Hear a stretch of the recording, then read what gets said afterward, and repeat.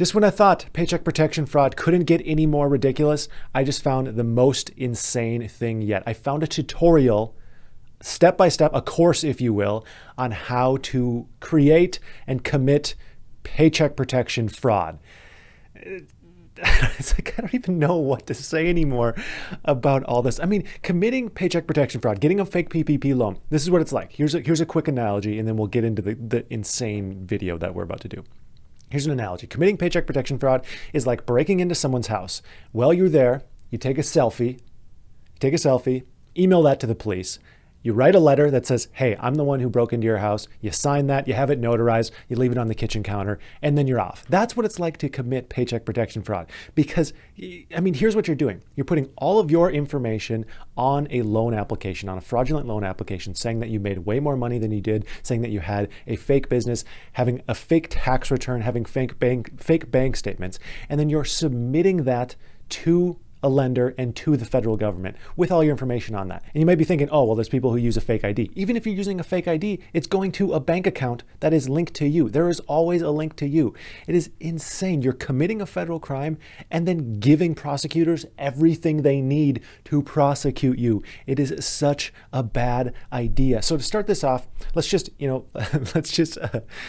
cleanse the palate a little bit by going through a few additional news stories about paycheck protection fraud, and then we'll get into this absolutely insane tutorial on how to commit PPP fraud. So starting off here with some more stories of caution.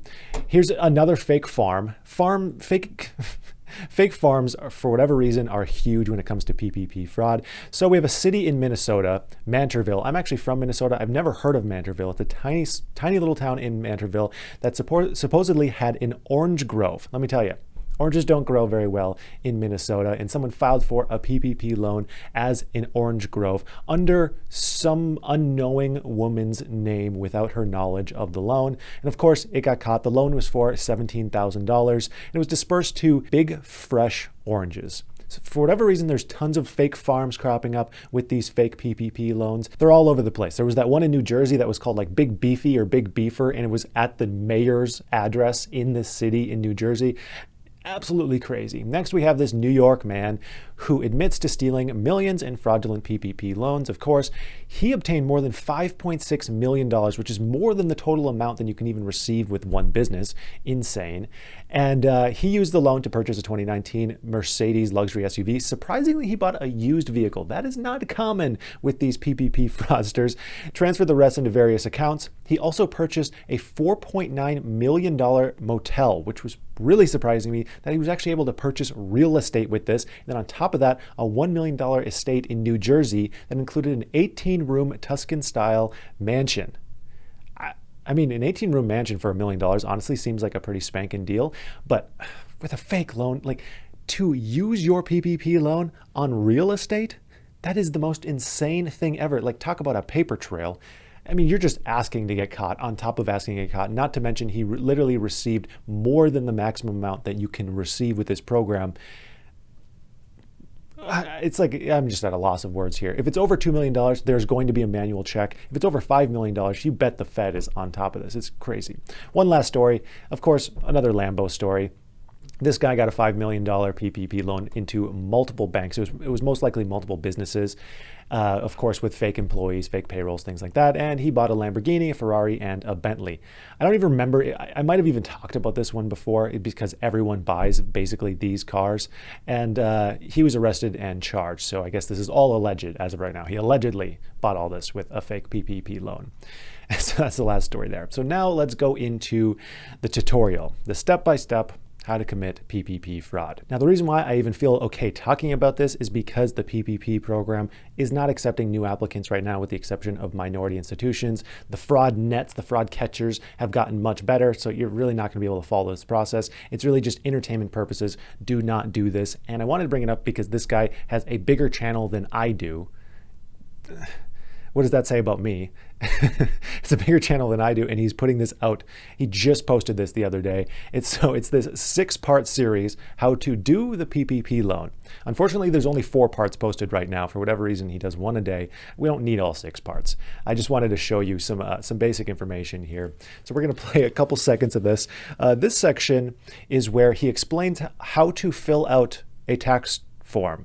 Now, I will say that in this video, he does say don't do this for fake businesses, but then also gives tips on how to fill all this out and what numbers are best to put in there. So there's a lot of back and forth here where he's like, this is illegal, but also this is how you do it. I got to give the whole picture. So here we go. So listen, on this part, only fill out line 1, line 3, line 5, and line 7. You have to have enough expenses to take you under 100,000. In part 2, I'm gonna show y'all the actual range that they use. In line 29, you see we under 100,000. And on line 28, the total expenses is 11,500. In line 31, you write the same thing in line 29.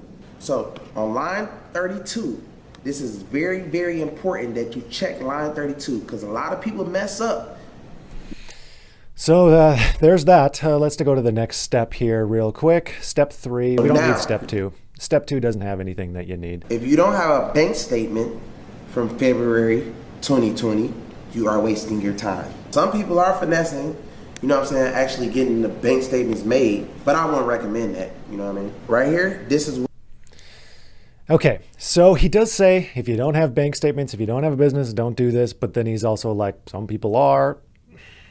So it's conflicting. So I also found this interview with the guy who makes this tutorial. This isn't on his channel. This is on a different channel where he's interviewed about PPP loans. And again, he's going back and forth. He's saying these people are dumb for getting these fake PPP loans. But then he also says like, kind of, this is what I would do. So first off here, he's talking. So crazy. He's talking about not only is he says not only is it illegal to get a fake PPP loan, but it's also illegal for the people who are preparing fake PPP loans, which is totally accurate. So let's just play the second. Like everybody like, well, I ain't gonna do it myself, but I'm gonna just do it for people. But you're still doing something illegal because you're lying on the application. They just gonna tell on you. And when the feds do come, they're gonna ask who did your application. So the person, it's just a lot of sloppiness is going on right now. You know what I mean? Everybody. A lot of sloppiness going on. So he's like, okay, don't do a fake PPP loan and don't do anyone else's fake PPP loan. You're going to be caught. You're just rushing and trying to get 20K and trying to put it in crypto and get Dogecoin. And he's like, all these people rushing, trying to get 20K, trying to put it into crypto. Okay, yeah, good advice. Don't do that. Don't do that. They're just doing too much, bro. You know, so people just got to be smarter. That's all. Yeah. You know, a lot of people are getting this money, 20 grand, 50 grand, and they're blowing it on designer clothes and they're doing traveling and things like that. Do you feel like these people should invest it into a business? Like, how do you? Like if it was me, right? So how do you spend this? He's going to tell us how you would spend it. He's like, you know, don't spend it on crypto. Don't spend it on designer goods. He's going to tell us how you should spend it for legitimate expenses. And if I only got just $20,000, I would definitely follow right now. I would have took that 20 and put it in Dogecoin. I would have taken that 20 and put it in Dogecoin? I would have took that 20 and put it in Dogecoin. I get 20K and trying to put it in crypto and get Dogecoin. And I would have took that 20 and put it in Dogecoin. Dogecoin? He literally just said there's these people who are rushing and putting into crypto and buying things that they shouldn't with their PPP loan. And he's like, what would you do? I'd put it into Dogecoin. What is going on here? And I look at the comments and there's no one even talking about this. I'm like, am I the crazy one here? What is going on? I would definitely get a business. I wouldn't get an LLC. I would get an S corporation. I will link with people who can take that 20 and get it. Like, I would do whatever I need to do to flip the dub because I know I got to pay the dub back. I'd be like, okay, so that's also a good line. He says, I know I have to pay it back. Also, he says it earlier in this interview as well. He's like, all these people expecting to get it forgiven, probably not going to happen. Expect to pay that back. Expect to pay the 1% interest rate, which he says that's not that bad. Which, no, 1% interest rate is not that bad. But let's talk about this a little bit. It's a lot worse than, okay, if you don't get forgiveness, then you just have a 1% interest rate and you don't have to pay it back. There's way more concerns here because let's just break this down. Okay, there's 3 spots where you can really get caught here. First spot, in the application process, you're using fraudulent documents. This is a federal crime. You're using fraudulent documents. So even if you get past that first filter, best case scenario, you get caught in the first step and you just simply don't get a loan and nothing happens. That's best case.